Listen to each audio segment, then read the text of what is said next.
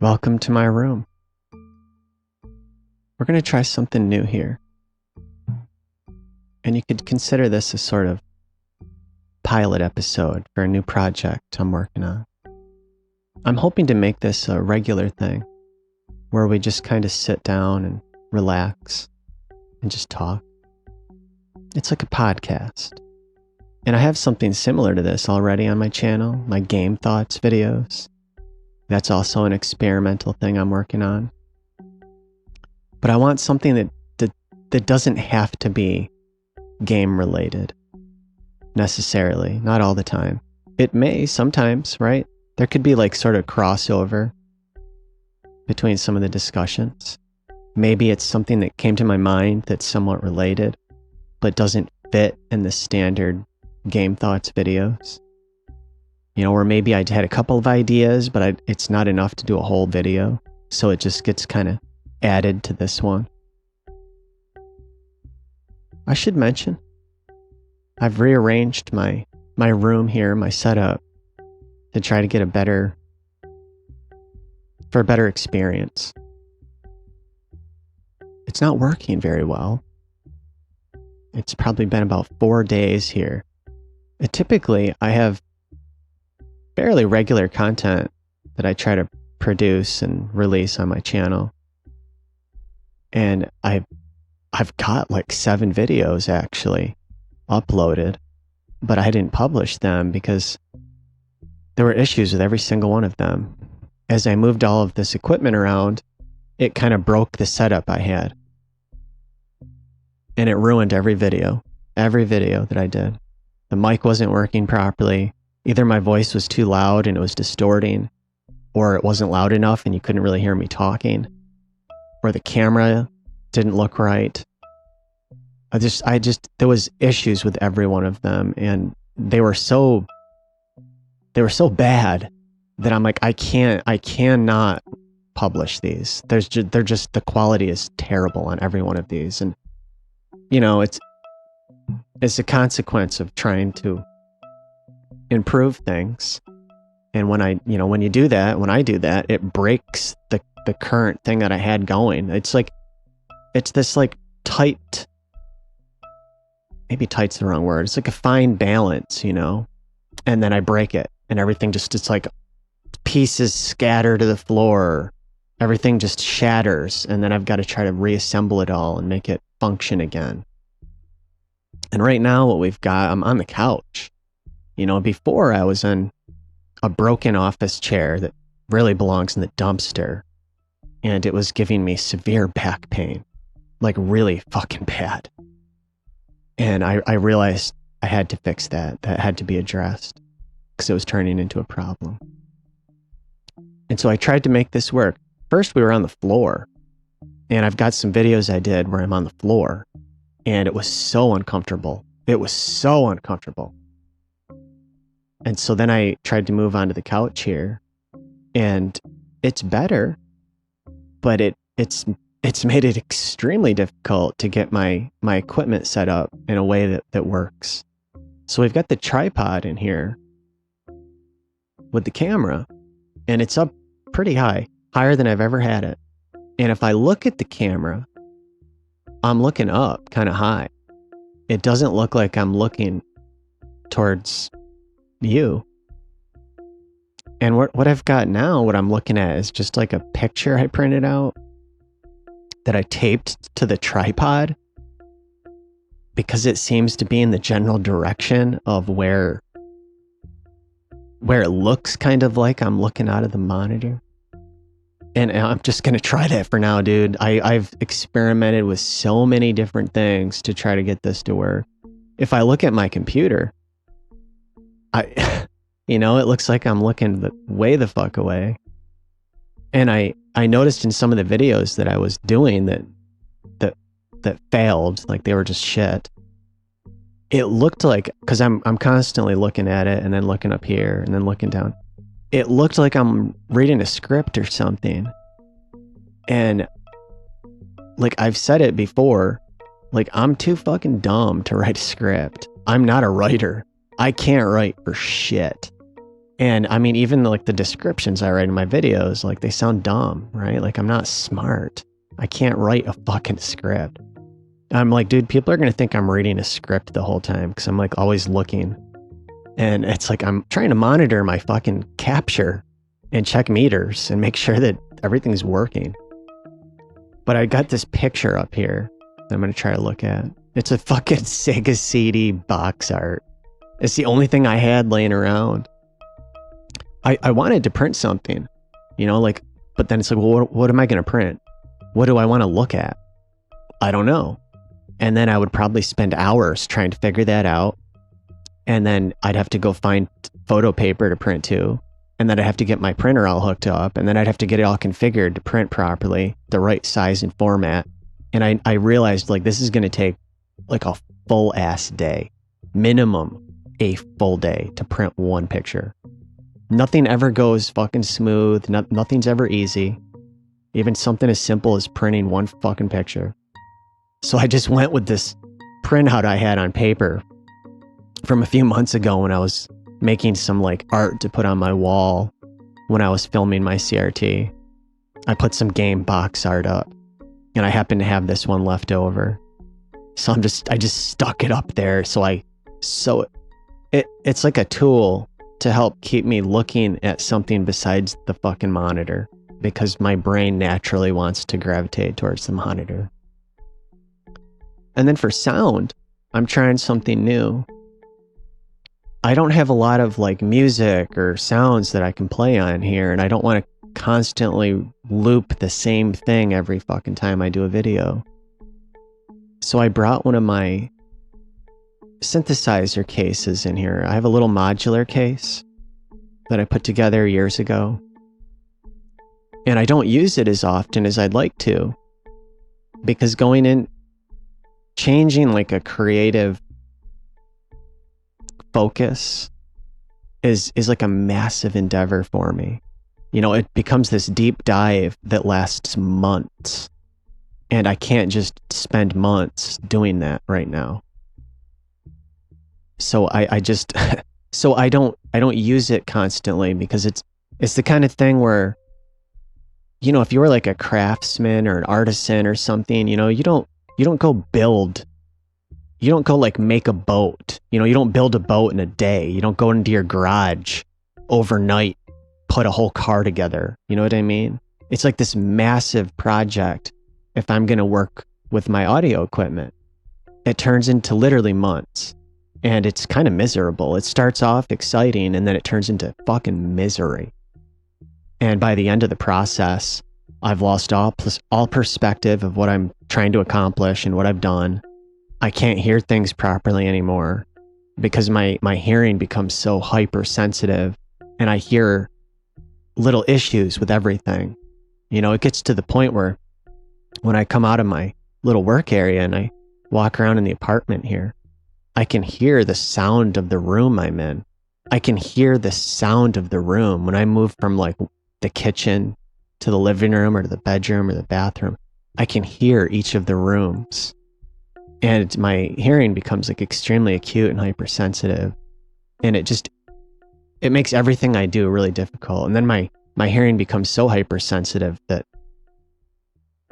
high frequencies start to bother me in everything. If I'm listening to a podcast, if I'm playing a game, if I'm listening to music, any sound I hear, it becomes harsh. And when I'm working on audio, I start like cutting those high frequencies out with filters and EQs because it's like it's too harsh, it's too harsh. But I think for the average person, they're not going to hear it like that. And then it probably just sounds weird or bad because I've done that.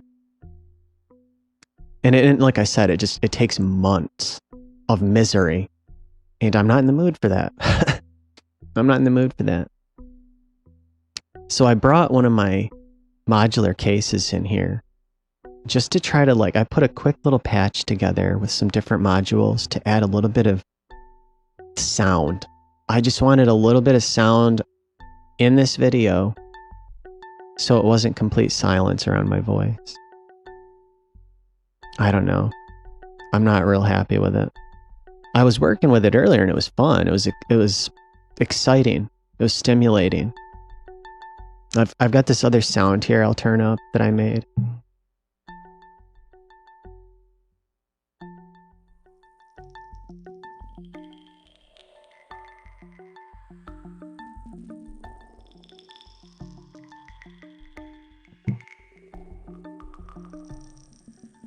I like doing it. I like being creative. But oftentimes, it's like, well, this was fun and everything, but it's like, I don't want to record all this. I don't want to try to create like a song with it or whatever you want to call it. So we're going to use it here for some like background sounds for now. See how it goes. Maybe I'll fuck around with something different each time I do one of these. But like, what do I want to talk about here? I'm not even really sure. I've just spent like most of the day today and yesterday wanting to do this and failing to do so because the setup wasn't working. And I feel like I've got it now to where it's good enough that I can do something. I want to make something. I want to do something that feels meaningful to me. So that's what we're doing. And I want to try doing this like new show idea where we talk about various things that come to our mind. And I don't know, I had multiple ideas, like topics, and I'm not really sure where a good place is to start or if I'll do a very good job communicating any of my thoughts. That's the other thing.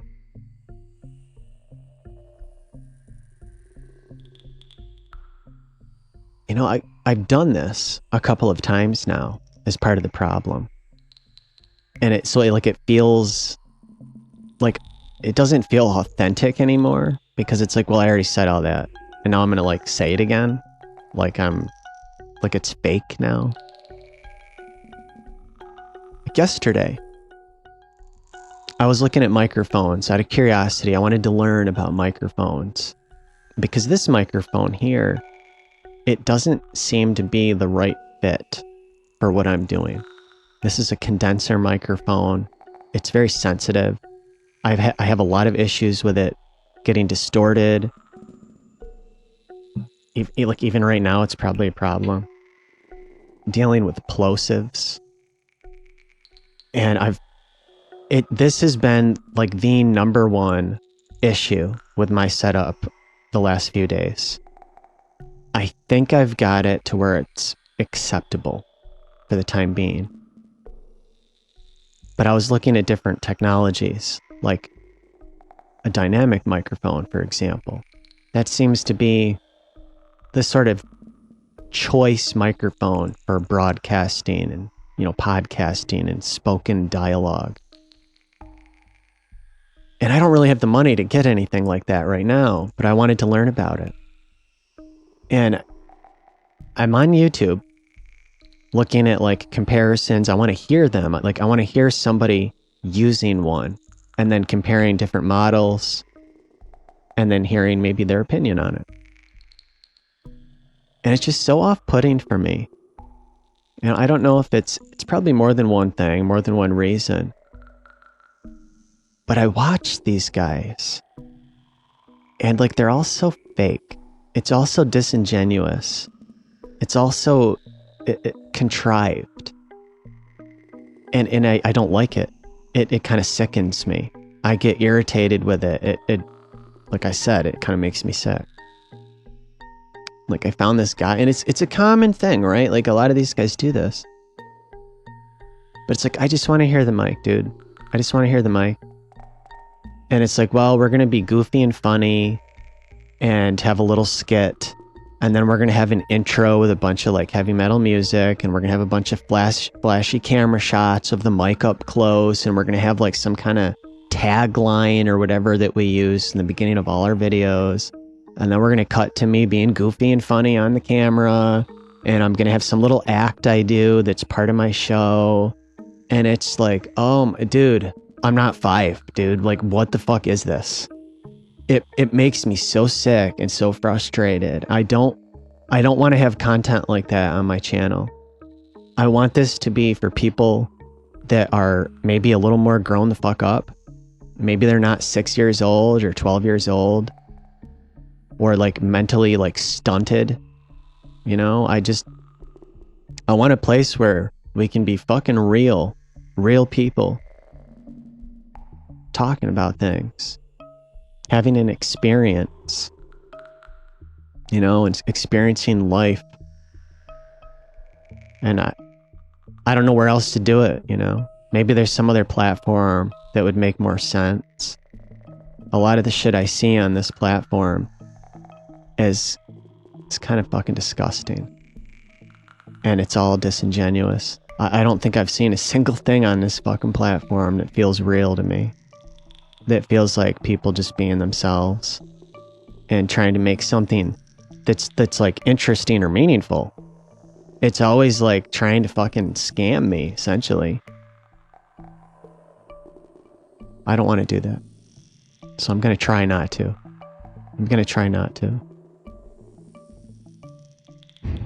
Playing games on here, that was my primary focus. And I still plan on doing that. But right now I don't want to. Some of the joy is like, it's getting ruined. Like, I'm not enjoying it. I feel almost like it's forced when I try to play something on here. And I don't know. A lot of these games that I try playing, like, I'm not enjoying them. I don't think they're very good. Maybe I'm just getting older, you know, and the way I feel about it has changed. The way I analyze it is different than when I was like fucking 10 or 15.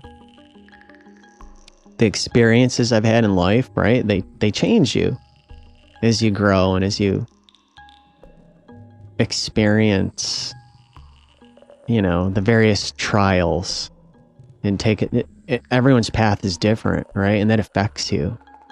It affects you. And like right now, like the path I'm on, it's often not a pleasant experience to sit down and play one of these fucking things. It's kind of miserable. It's childish. Feels like a waste of time. I've had the experience, you know, a few times over the years where I'll connect with something. Like, I connected with Silent Hill 2 remake. I connected a little bit with Ghostwire Tokyo when that came out a couple years ago. And I enjoyed those and I played through them. But oftentimes, a new game comes out that I'm excited about and I play it for a couple of hours and I feel good. I feel done. Like, I'm like, okay, yeah, I've seen that. I've experienced that. I don't have the desire to sit down and play this for 100 fucking hours. I've never really understood these people that will get like every new release and play it to completion and then get like all the trophies and they replay it over and over and over. I've never understood that.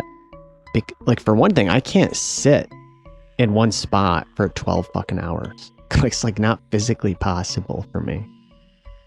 And second, it seems like such a waste of fucking time. Like, it's such a waste of time. It's like, dude, there's so many other things that you could be doing that's more valuable in life. Like, life is this precious short little flicker of a candle. And you're basically burning it all up on this dumbass kid's toy. You know, this like fucking product made by some corporate product. Yeah, oftentimes they're not even that good. Oftentimes they're really not. And it's just, they've all like blended together at this point. You know, I was watching some videos recently of like that new Assassin's Creed re-release. And it's like, yeah, it looks visually impressive. But dude, I don't want to play this. This looks so fucking like generic at this point. And they all blend together. And this doesn't look like a meaningful use of my time. I'd almost rather sit here and stare at the wall. So I don't want to feel like forced and feel like I'm just going to play games on here and that's it. And then there's also the fact that my my setup just doesn't work very well. Like so many other people are doing it so much better because they've got better equipment. They've got a high-end computer with a great video card. They've got an excellent capture card. They've got the tools to get a much better, higher quality video than I can get. Like it's not even possible with my hardware. So that's also kind of an issue I've noticed. And I want to try some different stuff. So that's what we're going to do.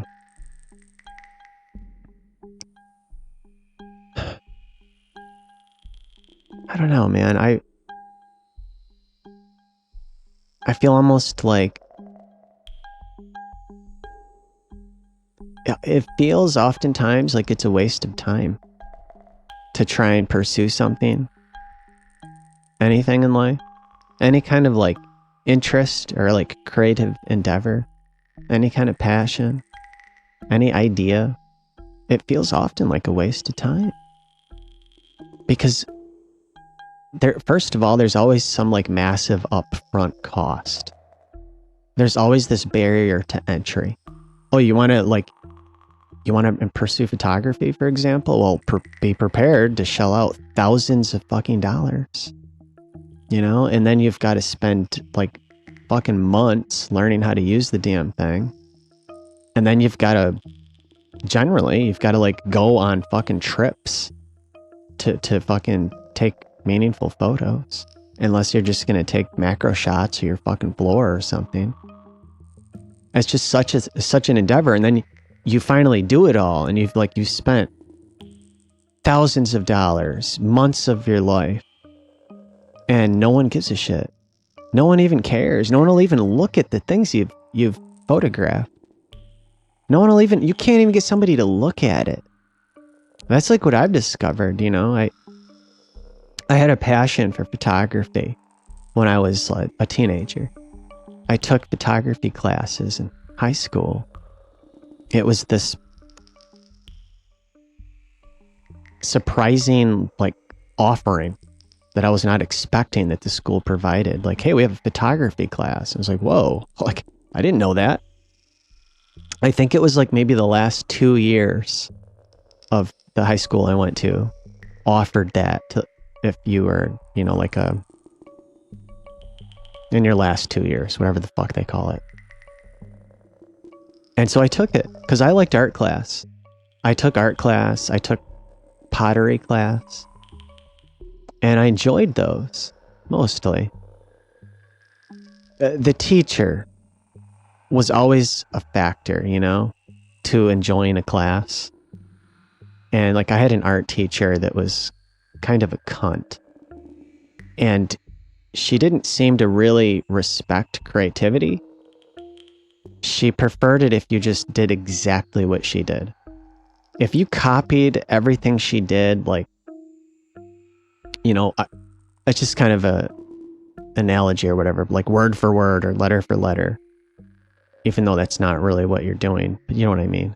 If you copied her like exactly or as close as possible, she liked that and she would favor you and give you good grades. If you tried to be creative and artistic, which is art class, what it's fucking for, she would be like confrontational with you, and she would lose her patience with you, and then she would give you bad grades because like, well, that's not what I want you to do. I don't want you to be creative. I want you to do exactly what I'm doing on the board up here or whatever. And so like the teacher can affect the enjoyment you have or the success you have in learning something. But even so, I liked having that opportunity to be more creative than I could in any other class. I couldn't be creative in fucking history class. I couldn't be creative in fucking science class. I couldn't be creative in fucking gym class. But in art class, I could at least have some creative freedom and opportunity. And then I took a pottery class. And it was kind of similar there. I had some creative freedom. And I enjoyed that. Pottery wasn't really a big interest. It was just one of the creative like art classes that were on offer. So I took it. And then eventually there was the photography class, as I mentioned. And I had never had any sort of photography experience. And so I signed up for that, and I took that class. And it was interesting. It was all black and white photos, all black and white film. These are old film cameras, SLRs. And it was black and white only. That was the rule. And I want to say that the school would provide you with black and white film, but you would only get like so many rolls like per quarter. You know, they'd give you like 3 rolls of film or something, and that was all you had to use for your projects for like that quarter of the school year. And I didn't have a camera of my own. It kind of sucked because, like, no joke, every single student in my class, their parents bought them a nice, new, high quality, modern SLR camera. Every single one of them. But, you know, my family couldn't afford something like that. So I had to use the school camera, which was broken. It looked like it was from like the 50s. Like the thing was old as fuck. It had like dents. It looked like it had been dropped on the floor a bunch of times. It had like dents and scratches and gouges all over it. It was kind of wobbly feeling, but it functioned. I didn't really know how to use it. I never really learned in that class from the teacher how to use the camera. I didn't really understand like what she was talking about half the time. And I'm not an expert now, but having my own camera all these years later, I understand some of the concepts and the functions way better than I did when I was in high school. And I think part of it was like, it's that setting. It's that class setting. It makes it difficult for me to engage and to like learn from the teacher because because of the setting I'm in and the way that they communicate with you. And like the fact that like, well, right before I came in this class, maybe it was like a really miserable gym class. And I come in here like really fucking stressed out and depressed or whatever. And I just want to go home, or I have a really bad stomach ache or something. And it makes it really difficult to learn anything in the class. And especially when you're going from like one subject to the next. It's like, okay, I'm still recovering from the last one. And now you're just throwing me into this other one here. And then you're throwing me into another one after that. And it sucks. It's miserable. I never did well in that sort of environment. But I liked the photography class, nevertheless, because it had that sort of creative freedom. It allowed for it to some extent. And we got to develop our own film in there in a dark room. And you'd have your hands in the chemicals. And I always thought like, this seems really dangerous and toxic. And it smells toxic. But the teacher would assure us like, oh, it's totally safe. It's totally safe. And it's like, shouldn't I have gloves on? Oh no, you'll be fine. We don't need gloves with this stuff. And dude, my fingers would smell like toxic chemicals for like hours afterwards. It would soak into my hands. Surely that shit had to be toxic. Surely. I'll bet you the school just didn't want to pay for gloves. And so they just fucking put our lives at risk.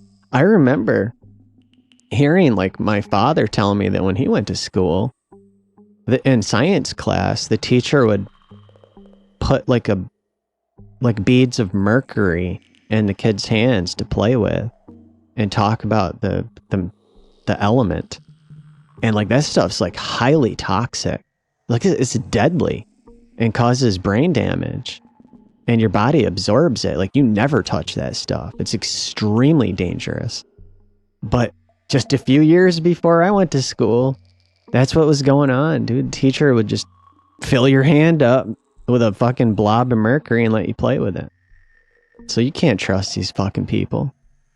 Every fucking generation, the rules change. I was on the topic of photography. Not really sure where I'm going with it. But it's a creative endeavor that I got into years later. Like ever since I took that class, I realized like it was an interest. I had a passion for it. I remember in the class, I didn't really understand how to use the camera, but I had all of these ideas of what I wanted to do with it, and I just couldn't quite pull it off. You know, I wanted to capture like water droplets dripping and splashing and capture that like still frame and time of the splashing water. And I couldn't figure out how to do it with the camera. Or like ripples in water. Just like artistic visions that you could create with the camera. And for years, this was something like in the back of my mind. It was like this passion, you could say. Like I knew I wanted to pursue it at some point in my life, but there was the barrier to entry. It was expensive. I didn't know enough about it to know like what cameras to get, what lenses to get. And it was like thousands of dollars. It seemed impossible. And there are always other priorities that were more important. And it took over 20 years. It took over 20 years, I think. Yeah. It took over 20 years. And finally, during the pandemic, I decided I'm going to get a camera. I want to pursue this. You know, I'm like, if I don't do it now, then when? I'm going to run out of time. And I got the camera I'm using here on my face. It's a Nikon Z5. It's like an entry-level, full-frame, mirrorless camera. They have much better options now, but at the time when I bought it, it was a pretty solid camera, and it's still a good camera. Then I got a few lenses for it, and I had a really good time. I loved using it. I got a nice macro lens for it. I can't speak half the time. A lot of times I go to speak, and like as I go to say a word, I'm like, well, that's not the word I want to say. And then I try to say a different word, and then I don't say any word. But I got a nice macro lens for this camera, and I loved using it. It was so fucking fun. I got to peer into this world, you know, that we normally don't perceive, because it's a world that exists like kind of below our perception, you know, because of our size and the environment that we're in. We're often worried about what's directly in front of us and around us, and we're worried about other people and human-made objects, buildings and cars and roads. But we're not seeing nature. There's so much of it happening around us at all times. And if you got down on your hands and knees and looked real close at the ground or something, you'd see it everywhere. But the macro lens, it allowed me to peer into that world in a way that I never really have. You know, I remember being a child, and like during Christmas time, as a little kid, you know, like 4, 5 years old, I remember like looking at a Christmas tree with the lights on it and getting real close to it and looking at the branches and the needles, and they had the lights and decorations, and I'd get really close and I'd look at that and I would think like, I would basically imagine myself like shrunk down to the size of an insect and like exploring that branch with those big glass bulbs hanging on it and the tinsel and the lights. I would imagine myself like shrunk down in this little magical wonderland. I always liked that kind of thing when I was a kid, like imagining myself really small and experiencing the world from that scale, because it looked so interesting. When you got up close and you saw it, you were like, it looked like almost like alien, you know? It looked so different than what we typically see and experience. And it looked cool. It looked fucking awesome. It looked way better than the shit I was dealing with, you know? And so I always liked the idea of exploring that realm, that dimension. And the macro lens allowed me to do that. And I enjoyed it a lot. Getting really close to a flower or an insect or a cigarette butt in the grass. Like, I photographed the cigarette butt in the grass outside of the apartments here. And I got as close as I could with that macro lens. And then in post-production, I zoomed in on it a little bit with the software, to get even closer. And I couldn't believe the detail I could see. Like, the fibers from the filter of the cigarette butt were it was just so detailed and clear. And there was like a little bit of sand or something on the end of the butt. And they looked like boulders made out of crystal. They looked like quartz crystal boulders. It was fucking cool as hell seeing it like that. And I did that for a while. I took hundreds and hundreds of pictures, and then after a session, after a photo shoot, I'd bring it in to my apartment and I'd transfer all those files to the computer, and then I'd use like like post-production tools. I had something called, I don't remember the name, something Photo Lab. I don't remember the full name of it now, but it allowed me to like enhance the photos. And I always did it manually because I had this automatic enhancement, and it was way too extreme. It made it look like shit. It always looked like shit when you went with the automatic enhancement. So I would just like add just a little bit, like just a little sweetener, just a little sharper here and there. Maybe enhance the color just a little bit. Things like that. Or zoom it in, cropping it. The biggest thing was cropping the photo, because I might capture something that I really liked, but like it wasn't quite in frame the way I wanted it to be. And then I'd get the crop just right with the software. And that would make a big difference oftentimes. But I like doing that, right? And I did it for like a couple of years. I took probably thousands of photos, and like nobody cared. You couldn't get anybody to look at it or give a shit about it. The most you could do is someone like, oh yeah, okay, yeah, neat. Once in a while you'd get some shithead that would be like, you should sell those. I've mentioned that in other videos. It's always where people go when you share something creative with them.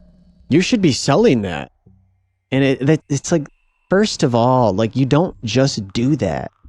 You don't just suddenly become like a fucking business owner because you went out and took a handful of photos around your apartment. Now you're running a business. Like, people's minds go there, and they always go like too far. They get out of hand. They'll have like this idea, like, they go and they buy a nice camera, and they're impressed with the results. And then the next thing you know, they're thinking like, I could be making all this money. And they start buying all this equipment to make it a business. And they start marketing themselves, saying like, I'm a professional photographer, hire me. And it's like, dude, you've been doing it for like a month or for like 6 months. Professional photographers have spent like 20 or 30 years doing this sort of thing. You're like a baby, dude. You don't even know what you're doing.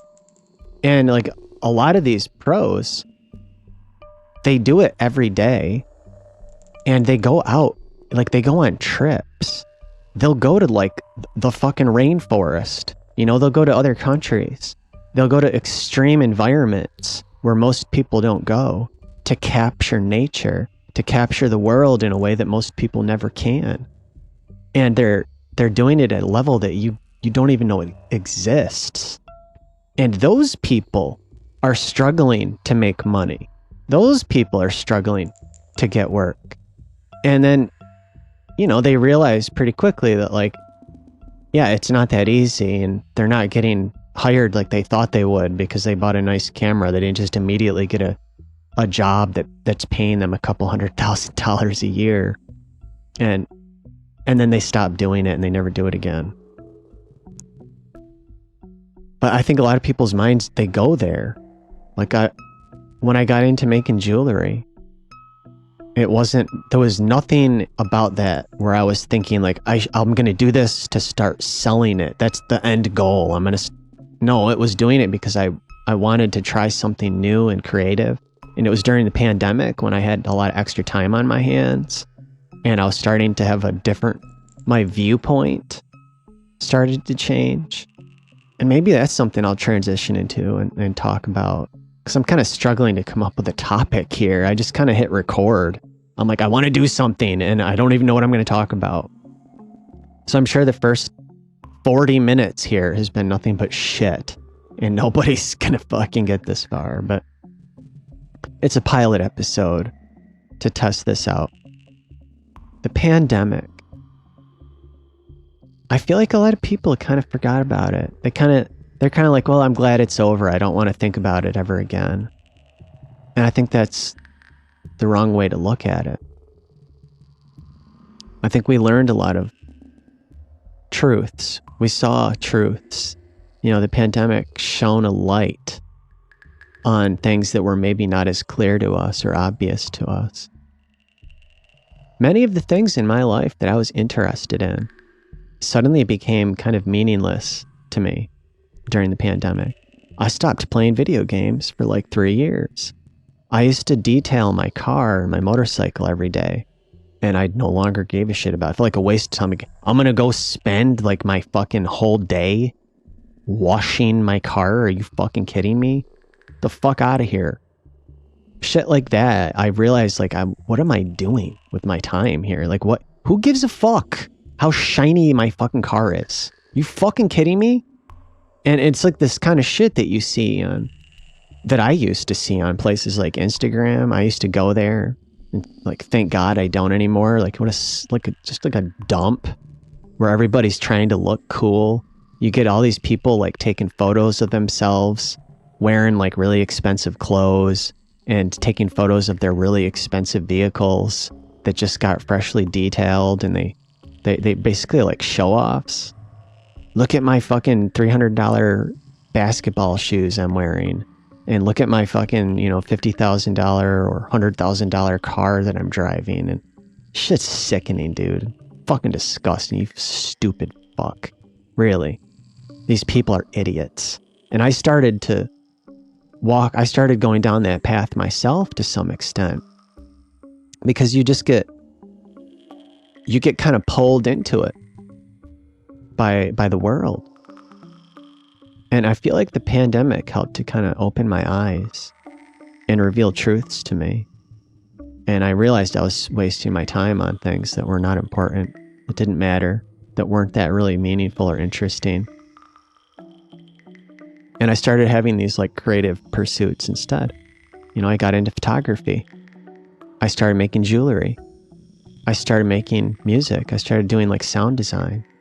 And all of it was a creative passion. I wasn't making money at it. No one cared about it. I would talk about it a lot. And nobody ever wanted to hear me talk about it. It was really weird for me, actually. Because I felt like I was alone. I felt like I was the only one having this realization and this experience.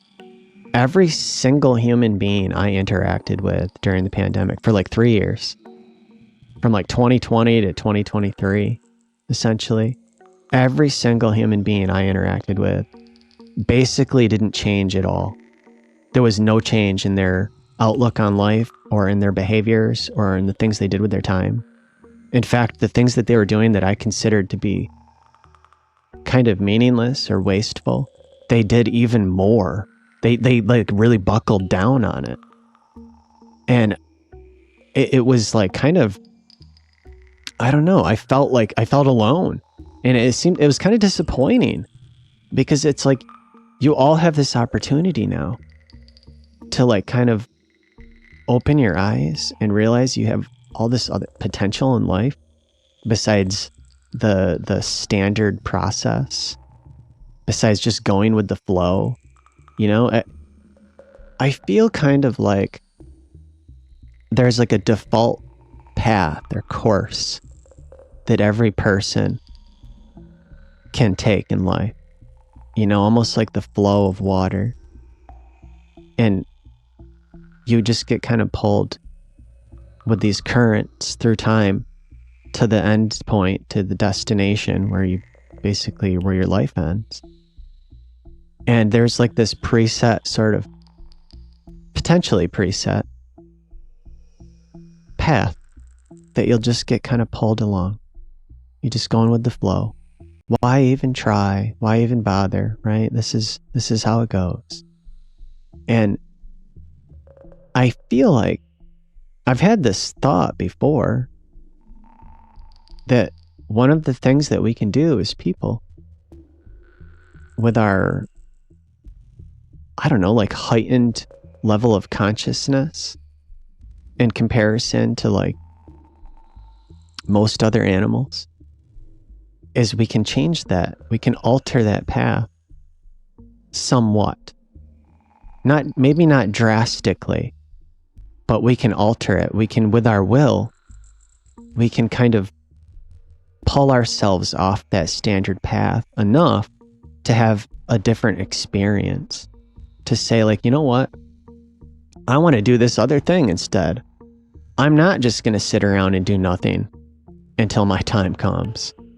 I'm not just going to keep doing this one thing I've been doing for the last 20 years and never do anything else, and never try, and never put in the effort to at least give it a chance because everybody says that it's a waste of time or whatever. I'm going to do these things. And you kind of break free from that preset path. But I feel like you can only do so much of it. Like you can't like have this drastic, massive change, but you can alter it somewhat. And it seems to me like the more people that it seems like it propagates. It seems to me like one person can alter the path somewhat through time. But if many people get involved in that act, that it can create like a massive fluctuation and change on a larger scale. Like it propagates. You know, if you had this idea and you convinced millions of people to believe in your idea and do the things you wanted them to do, it would have a larger effect, like on reality, on the world. And it takes many people together to create that fluctuation and that change and like the standard pathway or whatever. I don't know where I'm going with that. But during the pandemic, I had some of these like realizations, and I started to change my behaviors and my habits, and my outlook on life. And many of the things I used to value, I no longer valued, and many of the people that I used to believe in or trust, I realized that they didn't deserve that trust, and that I was a fool to believe in them. That these were just like below average cowards. Many of these people, you know, I used to have this feeling like many of these people, like in a professional workplace setting, were like something to aspire to. You know, like I wish, you know, someday I could be that successful. I bet I could learn a lot from them. And I kind of like aspired, and like I was inspired by them, you could say. And they gave me something maybe to like work towards and to believe in. And I feel like it was a sort of a childish, naive, foolish outlook. Because the pandemic revealed to us that most of these people, if not all of them, were pathetic, weak cowards. None of them had any sort of real leadership skills. None of them had any real strength or confidence, you know? And I've mentioned this in other videos, I think. It's hard for me to remember it because like I said, like in the last few days, I have 7 videos that I didn't publish. And I have other videos beyond that I also haven't published. So I don't always remember which one is which and which ones I've released and which ones I haven't. So I'm sure I'll repeat myself a lot, but I think it revealed to us that many of the people that maybe at one point we believed in or respected really they didn't deserve that. And it seems like I feel like most people don't deserve that. Looking back on my life, out of all the people I've ever known, I honestly can't really say, maybe if I really spent some time thinking about it, like, oh yeah, I forgot about that one. But I can't think of a single fucking person, dude, that I look back on with like fondness and respect for after that like revelation I had. It was like a time of revelation. It was almost like a religious experience. And I think it was, I feel like we all needed that. And then and it was like, I learned, it was like a gift from God, you know? And I feel like nobody else fucking picked up on it. Nobody else got the message. Everybody else, like they went even harder. They bought even more shit. They played even more games. They watched even more movies. They were on the internet posting on forums even more. And they were like believing even more in their fucking like leaders. And it's so disgusting, dude. It's like the light was shining, dude. It was like right there. How the fuck did you not see it? I feel like it was this time of revelation for us, like as a collective people. And we could have had this real change in the way our society functions and the way we behave and the things that we elect to do with our time. You know, what we choose to put our time and our energy into, our efforts. You know, it's something I've said multiple times, but like time and energy are the two most fundamental like elements that any person has. It's like, it's really, at the end of the day, it's all you have. You have a finite amount of time and a finite amount of energy. And every person is given their own allotment of this.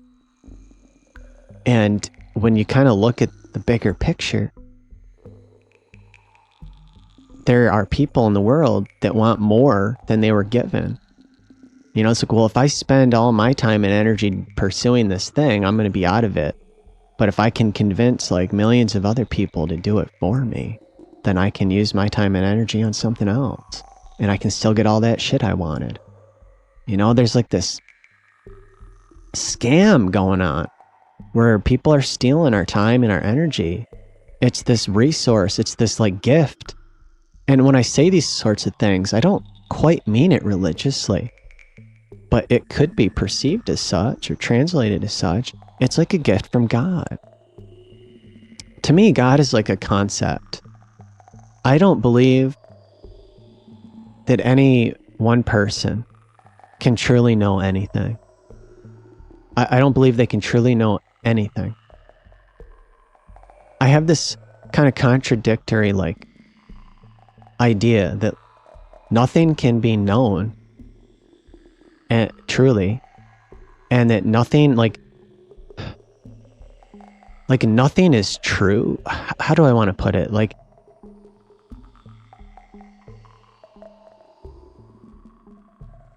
if you were, man, I don't even know how to frame it. I've had it before where I was able to frame it, and now I've forgotten how I put it. But like, there's nothing's true, but like, you know, nothing's false either. That's not the way I want to put it, though. It sounds dumb, but like, you know what I mean? Like there are potentially some truths in anything, but like nothing is true. You know, like people that are extremely religious and they believe in a very specific belief system. And then you might be someone who considers yourself like an atheist, you know. You don't believe in any religion. You don't believe in any kind of God. My outlook is more like, we don't know anything. you really don't know, dude. You is this like dumbass fucking childish ape, because no human being lives long enough to really know shit, dude. It's a couple of years.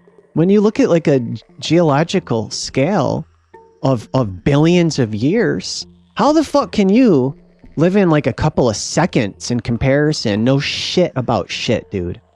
Like, get the fuck out of here. And then we're this tiny little speck in like a massive, like, I look at the universe almost like the ocean. It's almost like it's fluidic. It seems to move very similar to a fluid. And when you look at it at a large scale, it's like it's full of shit. Like when you zoom in on liquid with a microscope, it kind of looks like that when you scale it back far enough. If you look at a single fucking image taken by like a space telescope, like the Hubble telescope. I mean, I'm no professional, or I'm no expert on this stuff. I observe things in the environment, and then I make up my mind about how I feel about it. But I remember when they sent that Hubble telescope up when I was a child, and it didn't work properly at first, and they had to fucking have another mission to fix it. And then there was an experiment that they did. I don't remember what year it was they did this in. But dude, this wasn't that long ago. It was in my lifetime. They pointed the Hubble telescope into a part of the sky in space that didn't appear to have anything noteworthy in it. It was just like kind of empty black space. And it was an experiment. They wanted to see what would happen, because they'd been using it to examine more closely like known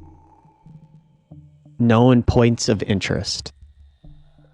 A planet, a nebula, a fucking galaxy, whatever. And then there was this experiment where they're like, we're going to point it at empty black space and take an extremely long exposure to see if it picks up anything. And they were probably just kind of testing out the equipment. I don't know. And what they fucking discovered was like millions of fucking galaxies. And it completely transformed what people believed in.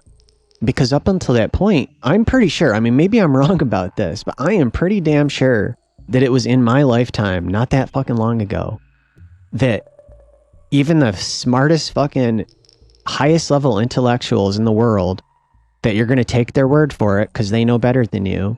They're real smart. They didn't even know or potentially even believe in the idea that there were so many other worlds out there.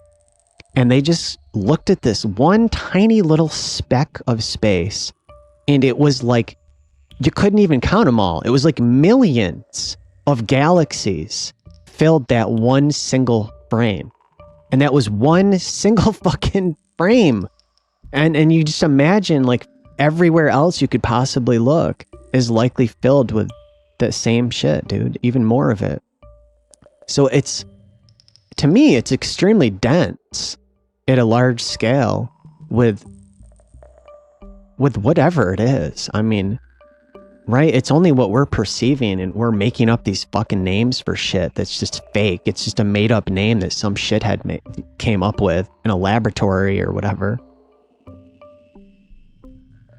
But all of these phenomenon, all of these things that exist. And I lost my train of thought. God damn it. I lost my train of thought. It's unknowable, right? Like we're learning so much every day. And everyone is so cocky about thinking that they know everything, or that they know better, or that we're so close to having all the answers. And it was like, dude, just a few years ago, we just literally discovered that there's like a 10 trillion times whatever galaxies out there. That was just like a fucking couple of years ago, dude. Like, shut the fuck up. You don't know shit from shit. But you get people that are extremely religious. They have very strong beliefs in one worldview or another, or the worldview that like there can't be a God or anything or religious. They have no religion of any kind. I'm not saying this intelligently. I'm not sitting down and forming all this ahead of time and then writing a script out. And I'm not hyper intellectual either. I feel like it's not really knowable. Not at this point. Not at this point in our lives, in our evolution. We can't know it. We can't perceive it.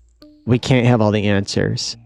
And even if those answers were given to us, we probably couldn't make any sense of them. And my personal feeling and worldview is that there could be some truth in any belief. That something is real, that something isn't real, that there is a God, that there isn't, that there's like one God that's the right one versus another one that's a false one.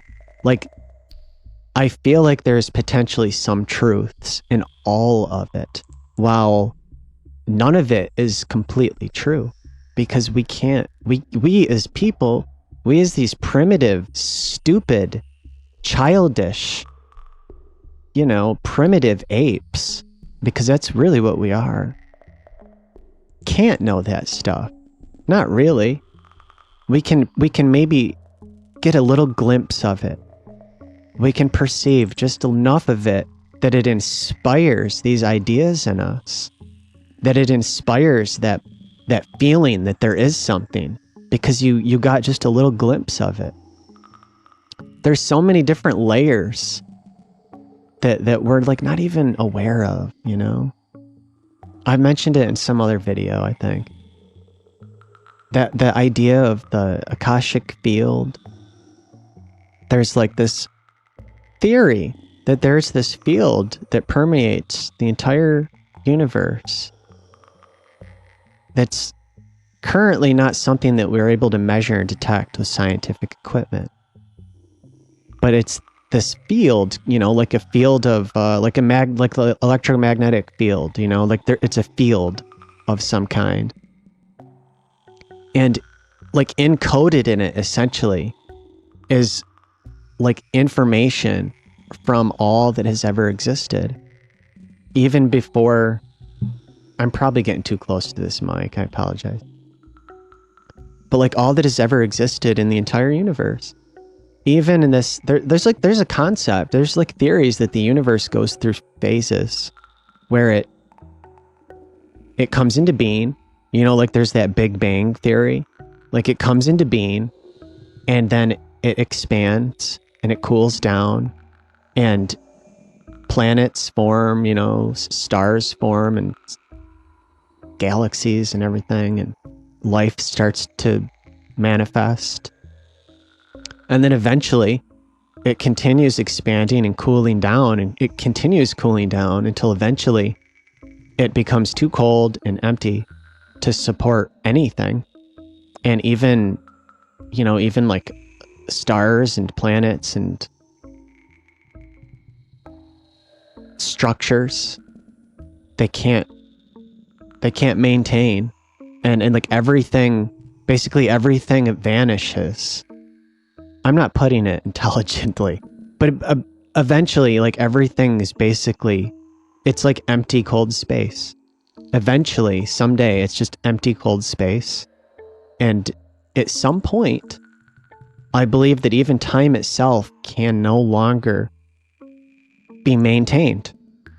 Even time can't be maintained any longer. And then at that point, it's almost like it somehow is like reborn again, and it happens again, and it's like a cycle, and it's this cyclic event that just keeps happening. Maybe almost like a pulse or something, like it expands and then contracts and expands. I don't know. But there is actually some evidence of this that's been detected at this point by analyzing the microwave background. As far as I'm aware, there is some evidence that there's a previous like iteration of the universe before the one that we're currently able to measure and perceive.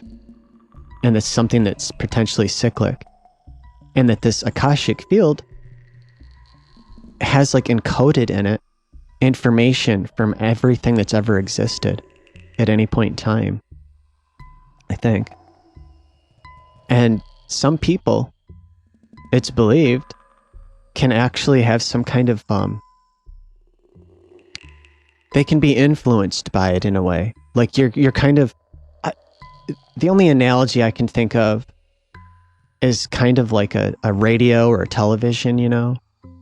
Like there's like an antenna coming out of your head, and you're able to like receive a little bit of that information, you know, if you're like adjusting the radio or the TV, and it's normally just like white noise, but then you might get just a little bit of an image here and there. Maybe you hear some voices. And some people, maybe they can pick up more of that than others. And it influences you. You don't know that that's what's happening. You just know that suddenly you have this idea that you didn't have before, or you've got this feeling about something that you didn't have before, and it feels right, it feels true, but you can't prove it. And it's something kind of like that is potentially what could help to like shape us into, you know, having some of these ideas when it comes to religious beliefs and believing in one thing versus another. And like the things that we create, like something an artist might make. An artist might make something and just say, I don't know, it just came to me. I don't know where it came from. The idea came to me in the middle of the night, and I just went with it and I made this. That sort of thing. There's even been evidence that like ancient civilizations that were separated by continents, and at that point, it's believed that there was no way for these two civilizations to interact because they didn't have the ability to travel across the ocean from one continent to the other. But looking at ancient artifacts from these different civilizations, there are literally like nearly identical creations. They made the same types of pottery, the same types of weapons, the same types of jewelry, that kind of thing. And it's like, how is it that such vastly different cultures, separated by worlds, essentially, were making the same exact shit? And that was like one of the theories, is like this sort of Akashic field influence, that people were they were more receptive of it. And I'm wondering too, just sitting here thinking about it, if people were more receptive to that thing before this like technological age. Because now you've got, right, we're distracted constantly. We are unable most of the time to really sit back and think clearly, unaffected by the chaos and the noise. And then even if you were, like, who knows what the effect is on us when you think about the amount of electromagnetic interference that we're being subjected to by everything, dude, like satellites and, you know, like cell phones, and just the amount of electromagnetic noise that is, if you could see it, right? If your eyes could perceive it rather, I feel like you wouldn't see anything. Sitting here in my living room, I wouldn't be sitting here looking at my TV and my coffee table and my computer. It would literally just look like noise, just like a blast of fucking noise. I wouldn't be able to perceive anything. It would be like, and it would just be like pure fucking raw noise everywhere. But I'm able to filter all of that noise out with these biological instruments that I have. They're extremely powerful filters, and they're filtering all that shit out and tuning in very acutely on these very specific things. But most of most of what's actually in this room, I'm filtering out. And I have to wonder if before all of this technology, there was a lot less of that noise to deal with. And maybe people were more receptive to this sort of influence from this theorized field. And again, like, it's not something I believe strongly in. It's just like a possibility. It's fascinating. It's interesting. Oh, it could be true, or there could be some truth in it. I don't completely dismiss it, just like I don't completely dismiss any religion. Some religions sound kind of silly, you know, or it's like, well, that's obviously stolen from another older religion. They just stole that idea. But that's like what we do as people. It's what I do when I form my own worldview. I steal an idea from one thing and some other thing and then this other thing, and I combine it together and make my own worldview. And it's essentially, I think, what all people do as they grow. They're taking ideas and influence from everything they see and hear, and they're combining it in their own unique way. And sometimes they just go with a sort of a default configuration that somebody else says is right, and they don't think about it any harder than that. But you have the freedom to configure it in any way that you want and create any worldview you want to have. And you could say like, well, yeah, but that thing is true or that thing isn't. And from certain perspectives, that could be considered true, you know? In other perspectives, maybe not. There's also, you know, there's a danger of purely magical thinking. That can be dangerous. I think it's unhealthy to go so hard in one direction that you're essentially just like a magical thinker and you believe in just pure fantasy all the time. I feel like you can go a little too far in one direction or another, and then you lose all perspective, and you've kind of fallen off the edge at that point. And there's really no value in believing in something like that when you've gone that far. It's no longer valuable or useful to believe in something that could be so false and inaccurate. It's not going to actually help you in any way, or anyone else. You know, that's also something that's important, I think, to keep in mind, is that when you create a worldview and you believe in something, you want it to be useful to you. That's important. Like, the things that we do with our time and with our lives are supposed to be useful to us, to help us achieve something. You know, you want to, if you're hungry, right? If we weren't able to just go get food at the store or have shelter, right? You would have to work very hard to somehow get food or shelter. And those things that you're doing they're you know, whatever it is you're believing in or that you're pursuing is something that you need to do. It needs to be useful.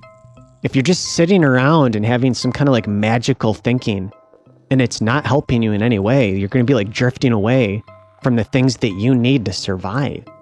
Like, there's a survival aspect that's required, that's built in, I think, to some of these ways of thinking and believing.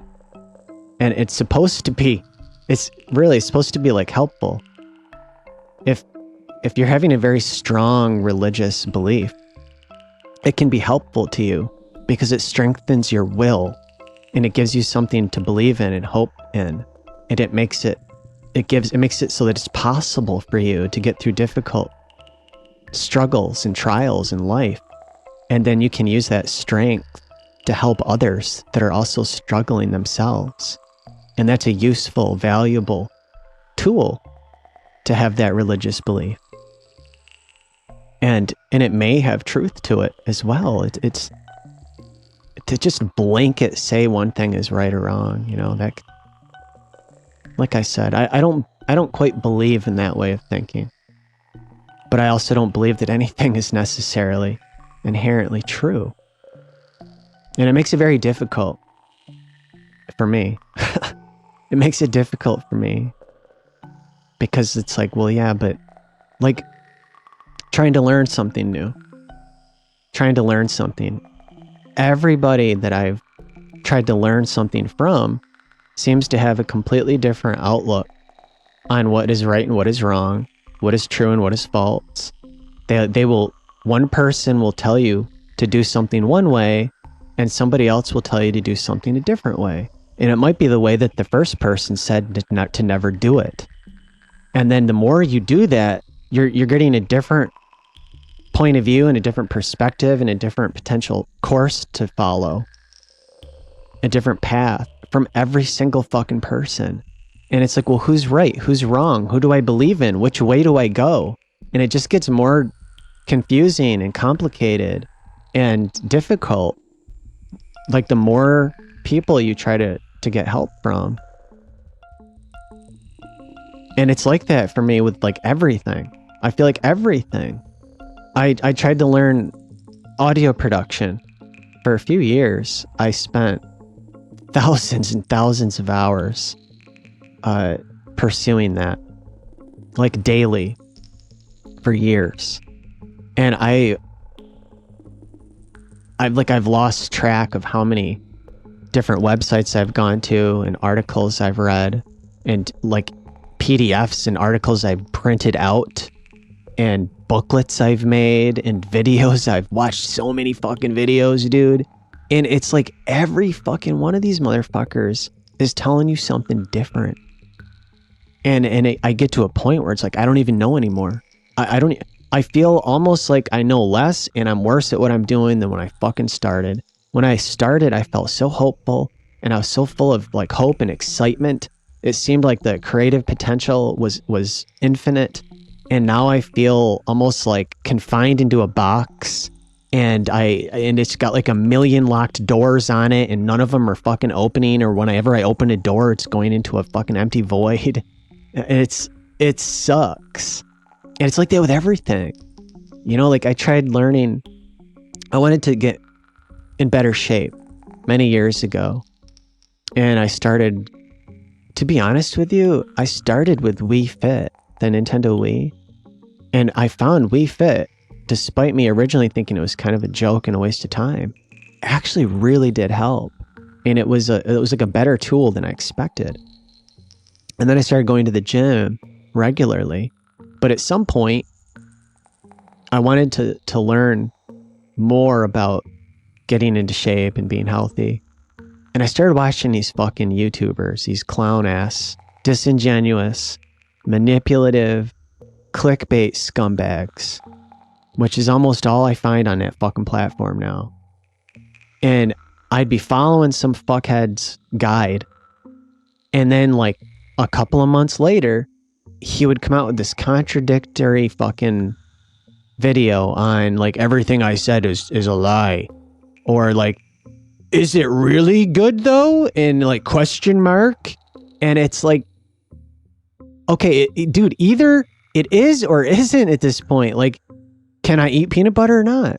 Can I eat oatmeal or not? Like, is this exercise good for me or not? Like, they come out and they contradict themselves about fucking everything. And they do it because they ran out of shit to talk about on their channel. So now they're coming up with like some clickbait fucking trash to keep you engaged. And they never actually tell you any kind of real truth that's going to truly help you reach a goal. Because if they did that, you wouldn't be engaging with their content anymore. You'd be good. You would have learned what you need to learn on your personal path. And then you would just follow that from now on. And they don't want to give you all the tools you need to be successful. They're going to give you just a couple. They're going to make it so that you can never actually solve the puzzle. And then you're just perpetually engaging with their trash fucking content. And it's like that. Everything I ever try to learn from anybody, it's like that now. And they're all contradicting themselves now. Like there's a difference between everybody has a different approach versus everybody has a different approach and they're flip-flopping on the approach constantly because they want to deceive you and keep you coming back questioning and wondering and needing help and never solving the riddle. They've solved it. They know, because you can tell. You look at them, they're like shredded as fuck. They know exactly what needs to be done. They've got a method and a path and a system that they're following very specifically. And they're never going to tell you. They are never going to be truly upfront. They're always going to be dishonest. They're always going to lie and hold shit back. They're never going to fucking tell you. And they probably, a lot of these fuckers probably cheat too. They're cheating. And they're not going to tell you how they're cheating. And they don't want to admit to it either. And it's just like everything now that you try to learn from anybody is becoming like that. I want to learn about fitness. I want to learn about audio. I want to learn about art. I want to learn about, I don't know, whatever, electronics. Like, it doesn't pick a fucking category, dude. Every one of these fucks now does this. I remember the first time I started using YouTube, it was like close to 20 years ago. It was close to 20 years ago. And it was so different than it is now. And there were some people on there that just like truly wanted to help. They wanted to make something helpful and useful. It was before people were making money on there. There were like shitty ass like home videos, you know, and they looked like shit. They sounded like shit. It was kind of experimental. And people would make these videos that were just like, hey, here's how you do this thing. Check it out. I want to teach you. And you'd watch it and learn and be like, oh, wow, dude, that's so cool that I learned how to do this. And now, I mean, there definitely are people teaching things, but it's coming from a place of like, how can I monetize this? How can I get somebody to keep coming back though? You know, so they're always holding shit back. They're always disingenuous. They're always like changing the fucking storyline. And it makes it really difficult to believe in or trust anything you see or hear. And that's like another thing too. I think a lot of people now have become so untrustworthy. They're so suspicious of everything that they see and hear that they're starting to believe that everything's fake and everything's a lie. And like even a video like this is like fucking AI generated or something. That's another thing I want to try to do here is keep it, because I don't have the fucking tools for that shit anyway. I want this to be a place that is like obviously unaffected by that kind of filth. I'm trying to look at this camera, dude. It's so hard. I keep looking at myself. But also, that's another thing. I want to keep this as like raw and real. And sometimes the quality is not going to be great. Sometimes I can't form my thoughts, or I sound like who knows what I'm even talking about, you know, because maybe I don't know. But people have become extremely suspicious now of everything. That's like the environment. Like, can you imagine that? You imagine being a young kid and growing up in that world where everything is potentially fake because we have the tools now to fake everything. You think about how hard it was to fake like a high quality video or audio recording just a few years ago. And now you can have a video come out of people saying, like, of people that weren't there and weren't saying something, but it looks like they were and that they did. A fucking animation that wasn't made by people, you know, like anything, like just about anything visual and audible that you would be seeing digitally. And that's the difference too, like it's digital. You know, like maybe we need to cut off this fucking technology, you know? We need to get rid of it. It's become a sort of a crutch that we become overly reliant on. And it's not actually that helpful and useful to us. And it's a tool. It's a very destructive tool that's used by the tech industry to reach their hands into our pockets at all times. You know, it's like somebody's got their hand on your fucking back the whole time or in your pocket the whole time, and you don't want it there. It's always there. If you're walking around with a fucking phone, those cocksuckers got their hands in your pocket. And like, I kind of long for a world where that's no longer fucking possible. But I don't see that happening without some kind of really drastic, severe change. You know, maybe we'll get lucky. And maybe like that fucking Voyager spacecraft we sent out will get fucking found by another civilization. And then we're gonna like, oh shit, dude. Like let's go get that resource. And they're gonna they're gonna do some fucking damage, I'll tell you what.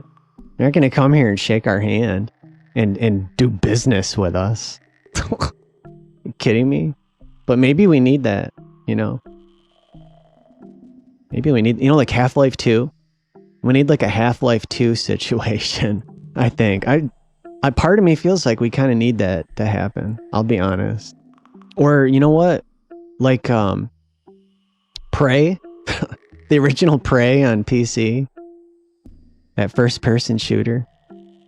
We need some event like that, I think. It's only right at this point. It's only right. Maybe even like Quake. I think is another one. Yeah. Doom. Doom 3. Dude, I never played the original Doom. And I had no idea. Well, I still haven't played it, so maybe I'm wrong. But I had no idea that like the story was like that we opened a fucking portal into another dimension. And that's how that shit all started. I played through Doom 3 on PC. Years, you know, back in like 2006, I think. It was a couple of years after it came out. And I thought that story was so fucking cool. When you get to this laboratory and there's this massive, what looked kind of like a particle accelerator. And it was like a device that basically opened a portal into another dimension. And that dimension just happened to be like a hell-like dimension. And it allowed those demons to come through the portal. And that's where they all came from in the Doom game. But I kind of like the idea of that, you know? Like maybe that needs to happen. Maybe it does. It's a cool looking... It's cool looking tech. I liked how it looked in that. I want to say they were on Mars and they found like ancient alien technology and like an ancient alien civilization, like the remains of it. And if I'm not mistaken, they found like this, essentially I want to say it was the schematics for the portal device, but it was like with a warning, like never make or use this. This can never be used. And people were like, dude, let's make this. we can handle this. We can exploit this in some way. And no, they didn't.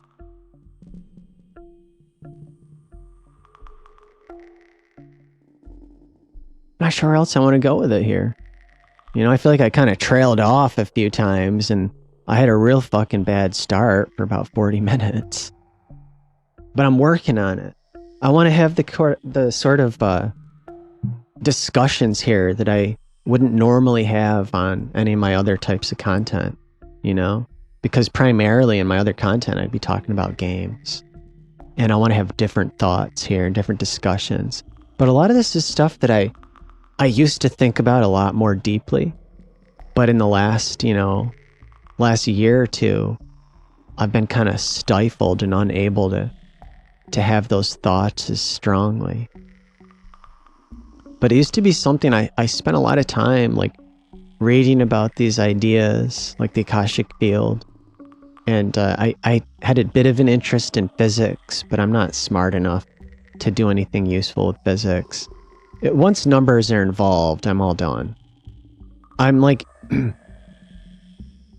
I have like an incompatibility with numbers. You know, with some people, they love numbers. And they excel with like a numeric system. And I do not. It's like an incompatibility. It's almost like a resistance to it. Like literally like a field pushes the number away from me. And I can't even perceive it. numbers to me are like a man-made, concept to help them try to understand reality. I think there's people out there that believe that numbers are like a fundamental element. It's like one of the most fundamental things that truly exists. It's like all that really exists is numbers. And I mean, maybe if you've spent your entire life believing in numbers and using numbers, that you would form that way of thinking, because now that's how your brain works. That's how the brain works. When you do something repeatedly, you start to believe in it more strongly. It changes your worldview. It changes your perception. You become influenced by it. And if you're doing it at a high level, it kind of is all consuming. Look at anybody that does anything professionally. They basically are the thing that they're doing. Whether it's, if it's sports, if it's arts or music, whatever it is that they're doing at a high level, they basically have become that thing. And I think it's the same thing with people that use numbers a lot. They kind of become numbers. They believe in numbers more strongly than other people. And they start to have this sort of distorted view that numbers are fundamental. Numbers are the only thing that's real. It's the only thing that exists. You people are all fools and ignorant. And I have the answers. And it's like it distorts their mind, I think. I think it's just how the brain works. It's extremely easy, because I can't think of a smarter way to put it. It's extremely easy to manipulate and influence the human brain. It's one of the reasons why I don't like to pursue or learn about something that I'm concerned would influence me in a way I'm not comfortable with. Because the moment you begin to read about it, the moment you begin to engage with it, it changes you, and it alters you, and it influences you, and it's often permanent. It's a permanent change. It's almost like a molestation of the mind. And I try not to engage with certain things at all or very much, because I know that's going to happen to me. And it could corrupt you potentially. Or it alters your worldview and your belief system in a way that you're trying to prevent. And it's oftentimes can be a permanent change. And I think this happens with anything that you pursue, you begin to believe it is this fundamental truth.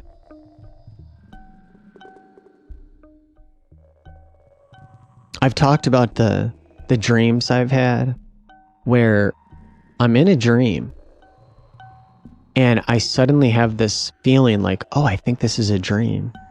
I don't have that feeling very often, to be honest. But every once in a while, I'll have it. And sometimes I'll try to do something oh, I think I'm dreaming. And then I'll do something to see if I can get away with it. And then I'll wake up or something. But other times, I'll have that feeling, oh, I think this is a dream. And then I'll think, I'm going to test it. I know how to prove this isn't real. I'm going to examine something very closely. And I won't be able to perceive it in sharp detail. I won't be able to resolve the high resolution detail of these objects up close. The one dream that comes to my mind most readily was some flowers I saw in a dream. And I thought, if I get up close and I look at those flowers very closely, I'm not going to be able to see them properly. They won't look right. They'll look kind of weird or distorted or blurry. Something about them will reveal to me that this isn't real. And I got very close to the flowers to examine them, to like, you know, to disprove the fantasy or whatever. And to my surprise, what I was met with was like the most immaculate detail I've ever seen. Like, I'm like, there's no way that this could be a dream. Like, how is this possible that I'm seeing this much detail? How is it possible that my mind can do this?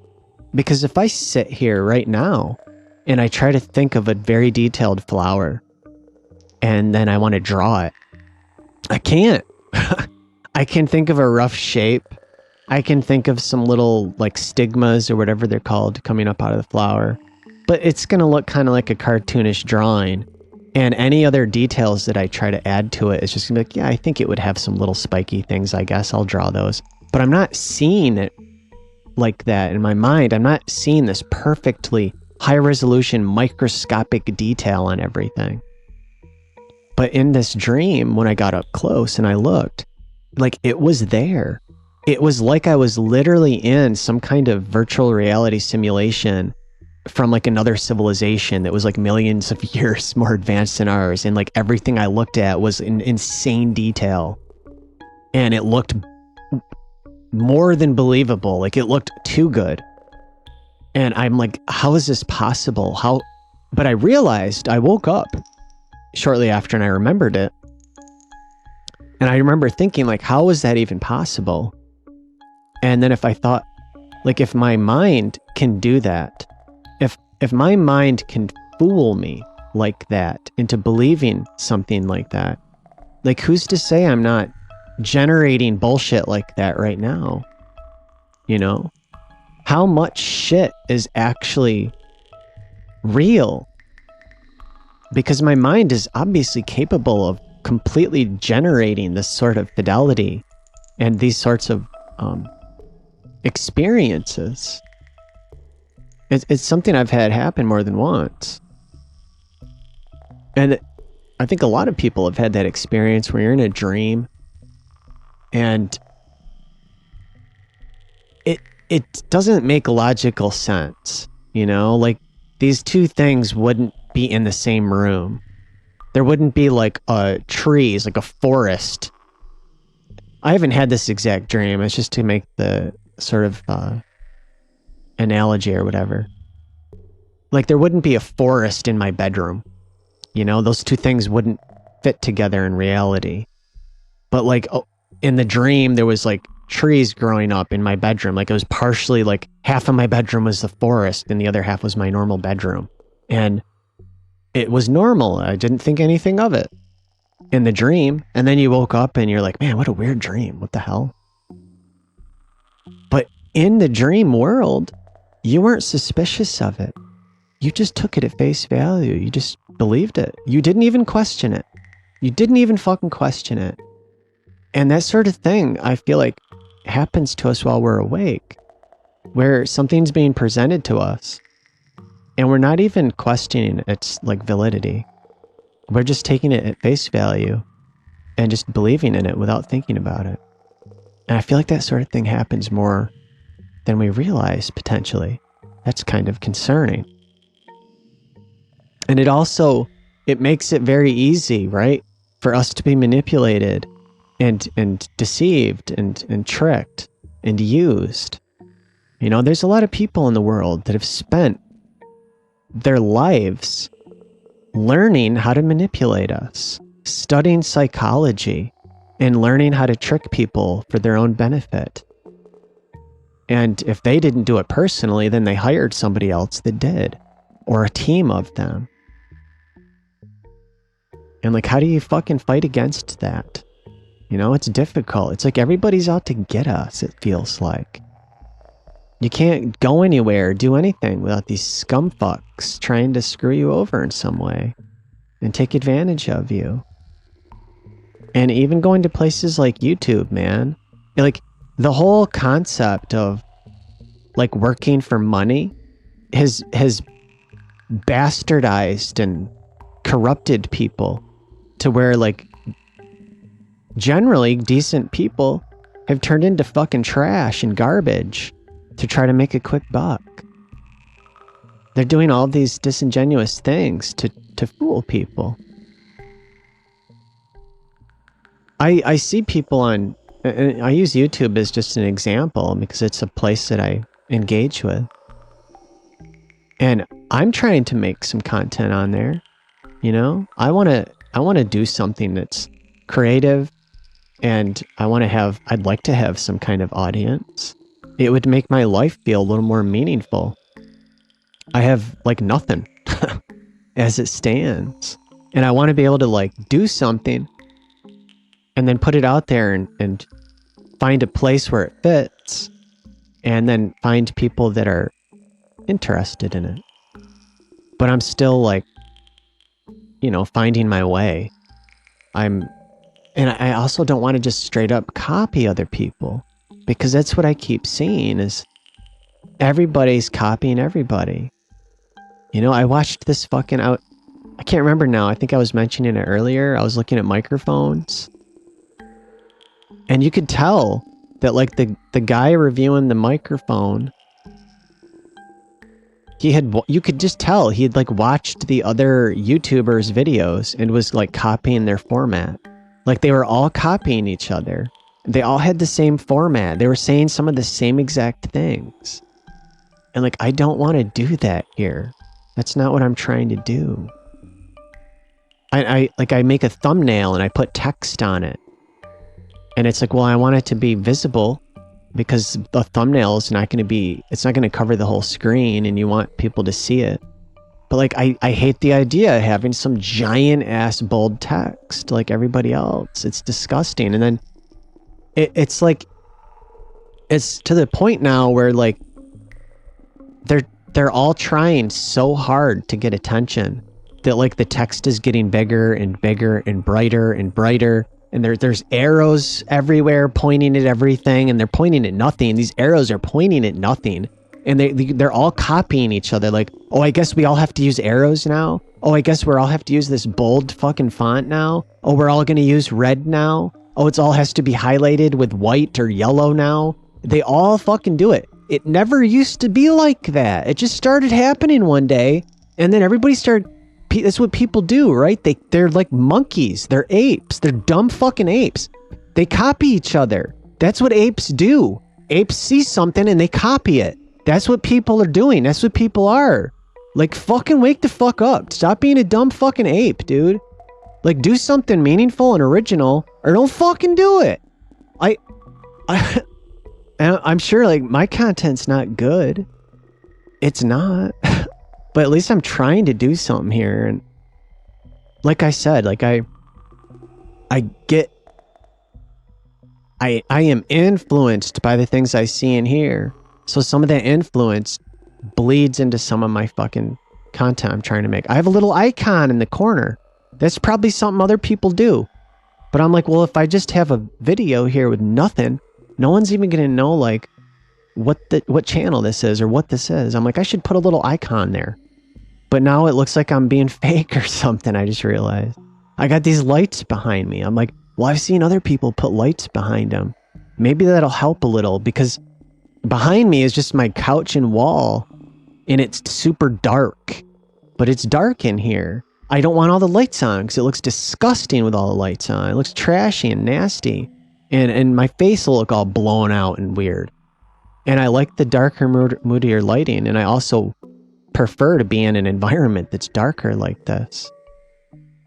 But in the camera, right, it's like super dark behind me. And I've noticed that like some channels, most of them probably, they'll have some kind of light behind them to help with contrast, I think. And I'm like, I don't have one of those fancy vintage lights, and I don't have the space. I'm not sitting in a table in the middle of my room with a wall behind me with a neon sign on it with the name of my channel and like a fake potted plant and like a fucking some fake furniture that I bought off Amazon to try to make the room look cool in the picture or in the shot. And then a couple of like vintage style LED lights in the background. I don't have all that. And I don't want that. But I'm like, I want something back there to help a little bit with the contrast. Maybe it would look better. And then I got these like $8 cheap LED lights that are powered by like a fucking watch battery. When I got them, I was like, this is the cheapest trash I've ever seen in my life. If I'd known that, I wouldn't have fucking ordered it. They didn't show it anywhere in the ad, like in the description, that it came with the cheapest. I thought it plugged into a fucking outlet. Now I gotta deal with this junk ass fucking battery? Are you kidding me?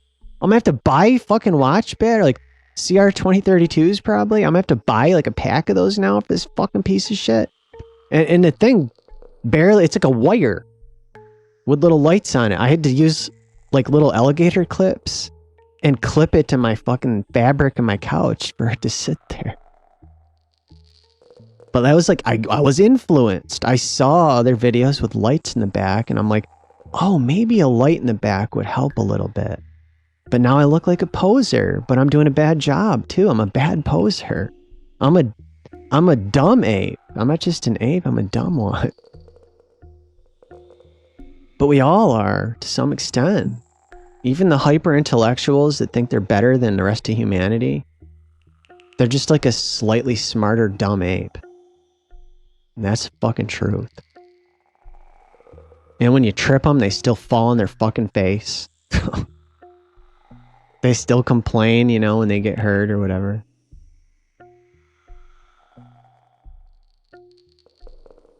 I had some other sounds here. Maybe I'll try one of these other ones on my little... I wanted to show it. I wanted to show my little case of my Eurorack modular synth. But I can't. I tried it. I mentioned that, I think. I had a GoPro and it wouldn't work. I tried to make it work. It just didn't work. I would have to have a second camera, like the one that's filming my face. And even then, there's nowhere to put it on a tripod without having a bigger room. Like what I really need is like a production studio kind of thing. And if like someday, somehow I have that opportunity and I have like a house, I want a whole room in that house to be like a production studio for me to make things. And I would have one of those like fucking oak tables in the middle of the room. And I would have shit on it that I could film. You know, around the table would probably be like a dozen tripods and cameras and cables everywhere and lights everywhere. It would just be like a cluster of like cameras, tripods, lights, and cables all like surrounding a fucking table in the center of a room. And then in the back of the wall would probably be like fake fucking furniture and lights. I don't want to do that. I want it to be original in some way, to be honest with you. I would try to find my own way, my own thing, my own style. But there's certain techniques, production techniques, that can help make things look better, like these lights I'm using. You know, I mentioned it, I think. Maybe I didn't. I have a cheap LED, blue LED light, just sitting over there on top of my kitchen counter with a fucking washcloth over the front of it so it's not too bright. And then I have another one of those kind of lights, but it's like a yellow one on my fucking right. It's more of an orange on my right side. It's just sitting on top of my couch and it's got a pillowcase over it so that it's not too bright. And I wanted to have some lighting that looked decent, but it wasn't blowing everything out. I didn't want my face to be fucking white like this sheet of paper I'm looking at. You know, I didn't want to look like I just got done breastfeeding raw from the source, like so many of these fuckers I see on YouTube. I didn't want to look like that too. So I'm trying not to look like that. Let me see what another one of these little sounds I got. I did like some filtered. I did it in a plugin on the computer, but I also have a module in my case that can output noise. And so I have filtered noise with some reverb on it. I'll turn that up and see what that sounds like.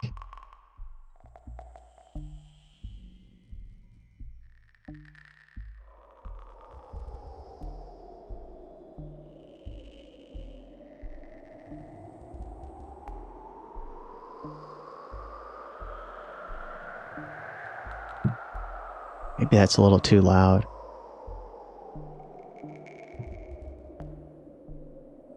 Yeah, I think it's got some reverb on it. And it's just filtered noise. And it's like a modulated filter. Modulating the filter with an LFO. And then I had this other like electronic sound. It didn't really fit in here, but I liked doing it. You know what? You won't be able to see me for a second, but I'm gonna fuck around with one of these so that you can hear some different sounds coming out of this thing.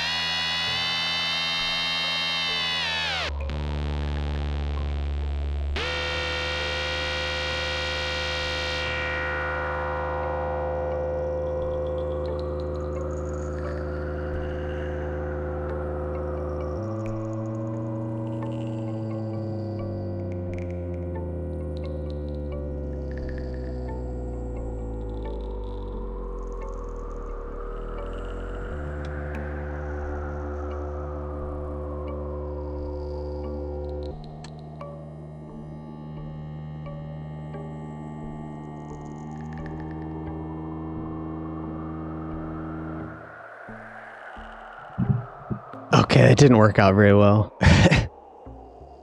Sometimes when I do that, I come up with something really cool. And other times I'm like that. I'm like, dude, all this shit sucks. I was doing it earlier. And I'm like, oh shit, I need to like record that. That sounded cool as hell. And this time, dude, I don't even know. It just sounded like trash. It's the kind of thing where like you sit down and you will like spend like 4 or 5 hours, 6 hours, maybe longer will just fucking go by. Like half the day's gone and you're just sitting there tweaking knobs and plugging cables in and flipping switches. And oftentimes it's like hours of just experimenting, shit that sounds kind of bad. And then all of a sudden like some cool ass shit will happen. And it's like, oh shit, how did I get that? You find this little sweet spot where everything just kind of comes together. And that time it didn't.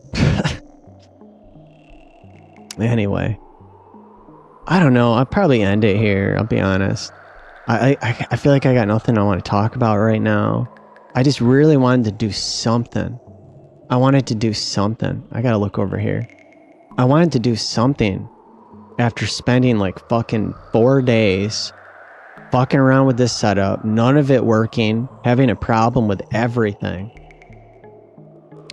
I think I mentioned this microphone was like the biggest problem I had. And there was a gate, like a noise gate, because there's a lot of noise in my room. My AC, I say it all the time, my AC sounds like a fucking wind tunnel. It's so fucking loud in here. And like there's nothing I can do about it. I can't just shut it off for hours, dude. It's 110 degrees outside every day for the next 2 fucking weeks. So it's on and it's loud as fuck. And it's ruining my videos. And I had a noise gate that's built into my audio interface. This little interface. It's a PreSonus Revelator. And it has built into it a little plugin suite. It has some like stock PreSonus plugins. It's got a high pass filter, a noise gate, compressor, EQ, and limiter. And it even has some effects, but the effects suck. They're fucking trash.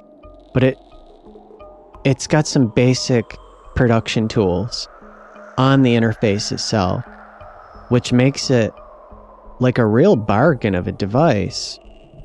This one here, it's the IO44. You can pick these up for about $80 to $90 brand new, which is really cheap for a decent audio interface. And this one here I got used for like $55. So it was a really good fucking price.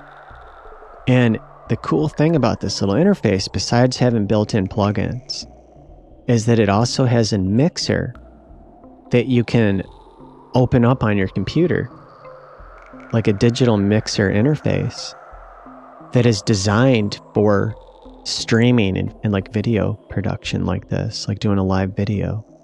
It's essentially live for me with the way that I do this. And so in that mixer, it's like, it makes it easy to like monitor and send audio signals to different channels for this kind of content. And anyway, that little interface here, I was using the noise gate on it to help with all the fucking room noise being picked up by my mic. And without me realizing it, it was affecting the sound of my mic and the sound of my voice in a really negative way. It wasn't working well enough. And I didn't realize that it was one of the biggest culprits for the problems I was having. So what I've got now is I have a noise gate plugin on the computer and I disabled the one on the interface. So in my headphones, when I'm doing these videos, I hear all the noise and it's driving me nuts and it's making this kind of a shitty experience. But hopefully in the recording, it's not as noticeable. Like I've got a multiband spectral noise suppression tool along with a noise gate on the computer. I have like a whole signal chain of digital processors on the computer to help give my mic a better sound and eliminate a lot of the room noise that's in here. It's not perfect, but it's significantly better than without it. And I need to stop looking at the fucking computer. So I'm trying to get a better sound here. I'm hoping, I'm sure I've had some plosives and distortion. I'm still fucking work in progress. There, you can see it, right? There's a fucking pop filter on here.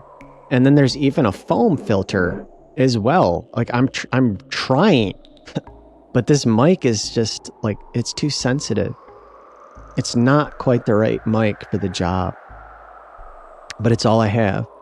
And I do think that I've got it dialed in a little better than I used to. And I want to say that my voice probably sounds more clear and a little brighter.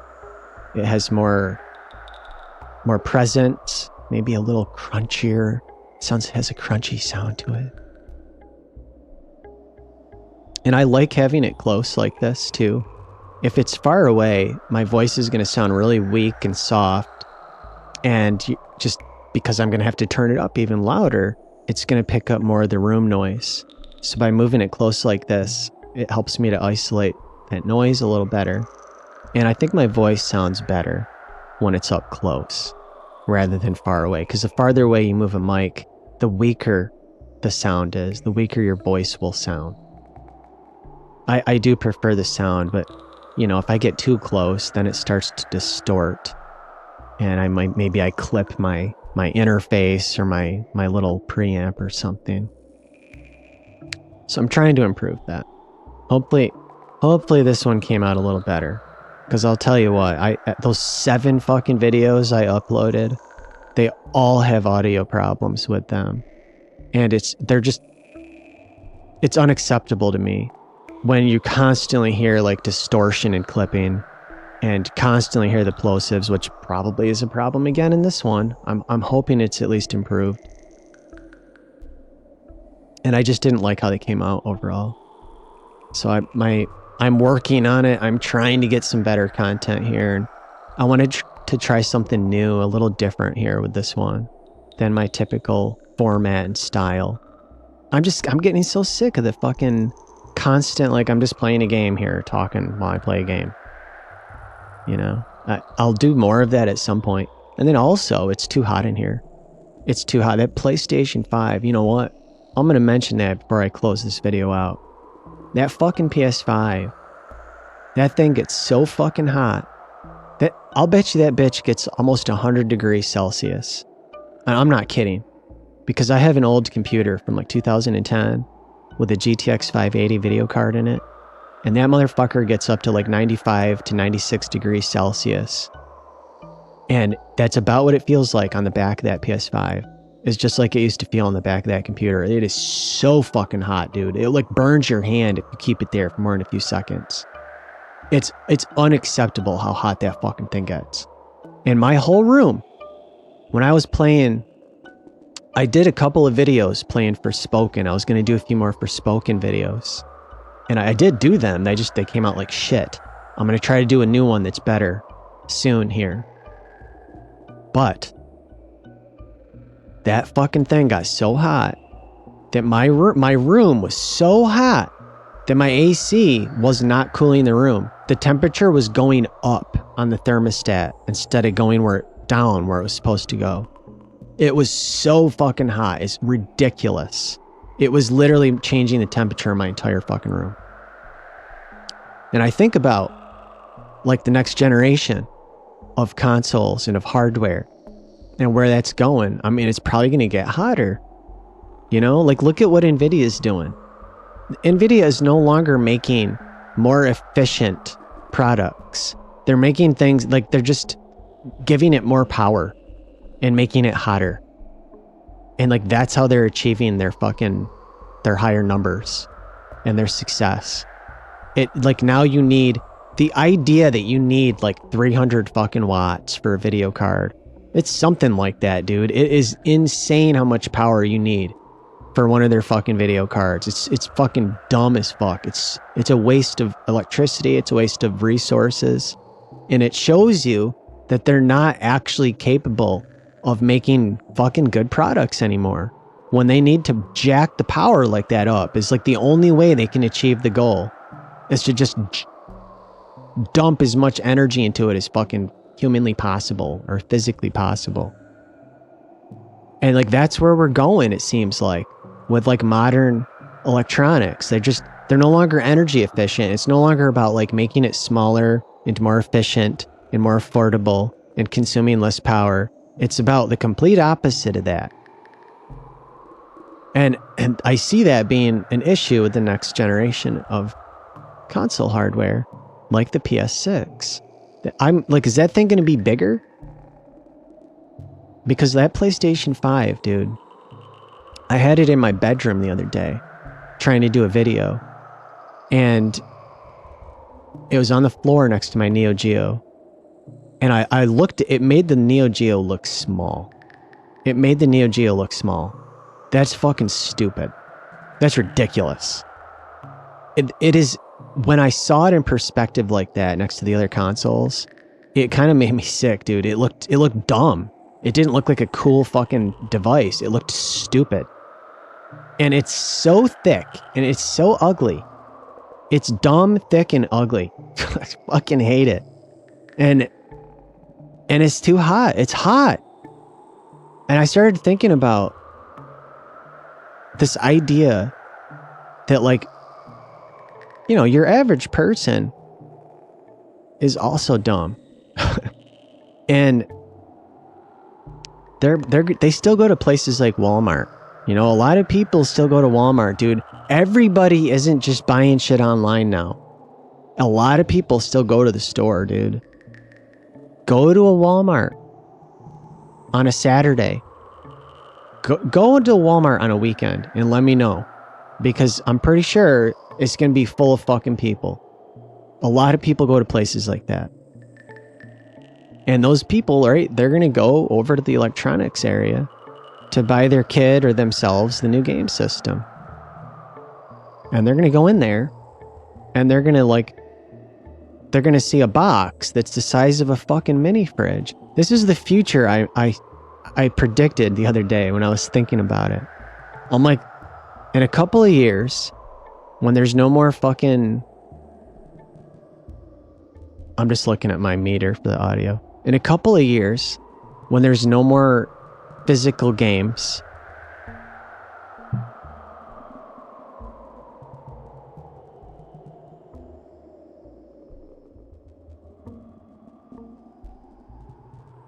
okay, I wanted to turn that down just a little. It's still too loud.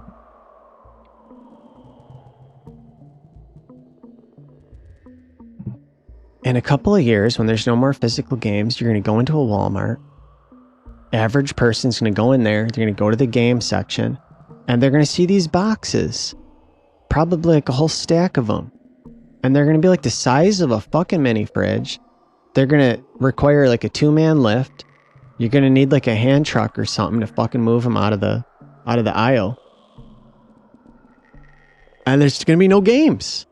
It, like, the idea that you're going to go in there and just going to be these gigantic fucking console boxes are going to be like $2,000. And then on the other side, like, I saw 3 things in my mind. I saw a wall of TVs, like big fucking like 60 and 70 inch TVs. And then on the left side is going to be a row of like fucking next gen consoles in giant boxes that are all going to be like $2,000. And then on the other side is going to be rows and rows of fucking vinyl records. And your average person is going to think those are the new games. They're going to, because the console is going to be so fucking big and there's nothing else that looks like a fucking disc or a game. And like the dumb motherfuckers that shop at Walmart, dude, are going to think this. They're going to buy vinyl records and like a PlayStation 6 and a TV. And they're going to bring it home. And they're going to get like confused. They're like, I can't get the game in the console. It won't go in anywhere. And then they're going to fucking return it. And they're just going to be confused. Like either that's going to happen. Or they're going to know those are vinyl records, and they're going to think the PS6 is a new, like, high-tech, modern record player. Because it's all they're going to have. They're going to have these gigantic mini fridge boxes that say Sony, and Sony makes fucking, like, high-end audio equipment. And then it's going to be rows of fucking giant discs. And then TVs. There's going to be the three things in that fucking, like, electronics aisle. And it's so fucking dumb that it's so stupid and weird that we're selling vinyl records in 2026 and probably still in 2028 in large quantities at stores like a Walmart and a Target. And then we're selling modern high-end game consoles and electronics that don't take any kind of physical media. The fuck is that shit? This is like the dumbest shit I've ever heard in my life. How the fuck? And like a vinyl record, they're like $40. They're expensive. Some of them are. They're not cheap. It's just so stupid. There's obviously demand for big, dumb physical media because people are still buying records. Modern, current times in a Walmart where the dumbest people buy shit, where the dumbest people shop. They're like, yeah, I want records. And also, who the fuck is buying those in a Walmart? I could kind of see a Target. You know, I could kind of see the kind of people that shop at Target would buy a vinyl record. But Walmart? Those people are buying vinyl? How? I can't even believe it. And like, what are they doing with it? After they buy it, are they actually going home and putting that in a record player and sitting down and listening to a record? Walmart shoppers? Dude, I've shopped at Walmart for a long time. I haven't been there in a while recently, but I used to shop there all the way until fairly recently. Like every weekend. And I went there because it was cheap. And I wouldn't have to go to multiple stores to get what I needed. I didn't want to have to make a bunch of extra trips. But I saw the average fucking people that shop there. And I cannot imagine them going in and buying vinyl records. It's just weird as hell. I thought it was kind of funny thinking about that.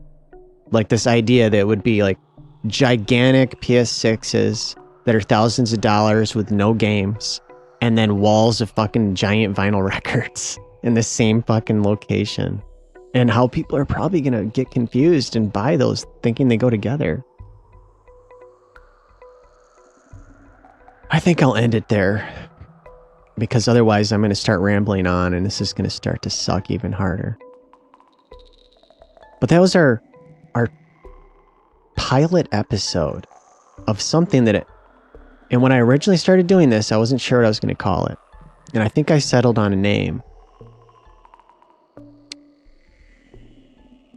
I forgot what it was. Hold on a minute. It'll come to me. Flow state. Flow state. I was thinking about, like, what do I want to call this? It's more like a podcast, really. And I'm going to be talking about anything. Anything would really potentially be a topic here.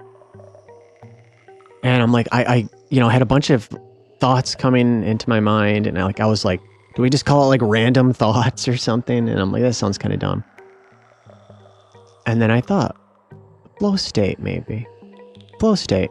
You know, like when I'm in this process of trying to create something and record it in real time here, like on the fly, I'm in generally like a bit of a different state of mind than I am when I'm not doing this.